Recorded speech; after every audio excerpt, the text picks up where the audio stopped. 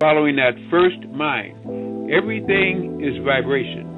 Everything is a sea of resonance and frequencies and vibrational rates. Everything that is in the mind, and this is where I try to get to it, of the universal prime creator, has a form of energy that dissipates and from that particular energy. When you tune to that first mind, that first thought, when you start using that right brain instead of making everything left brain, like all these if you can't see it, hold it, feel it, it doesn't exist foolishness again, then you're getting to a higher wavelength. We've got to go to that higher wavelength anyway, because our planet is going to that higher wavelength. And therein lies the rub. Whether it be an alcohol rub, a menthol rub, or a beautiful vitamin E rub, it's still the rub.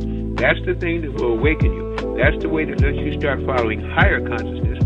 And then with that, there's no chance, there's no luck, there's no accident, because you're following that first mind. Instead of saying, popping my fingers, I wish I'd followed my first mind, tune to it. One of the things we help you to do that is Altura. And one of the goals. People got the powder, but they already do that for psychic ability. But what you want is ability to start using that mind that they've always tried to convince you not to use, that guessing mind, that ghost mind, that foolish mind. That is a mind from a higher source which they can't tune to it, which if they did tune to it, they'd do something good instead of something always bad. That's what they don't want you to use.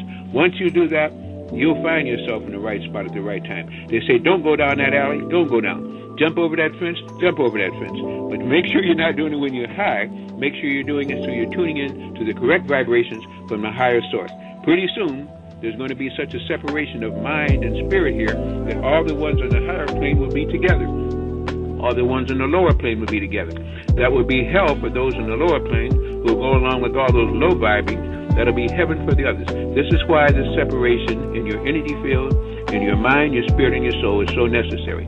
Follow that first mind.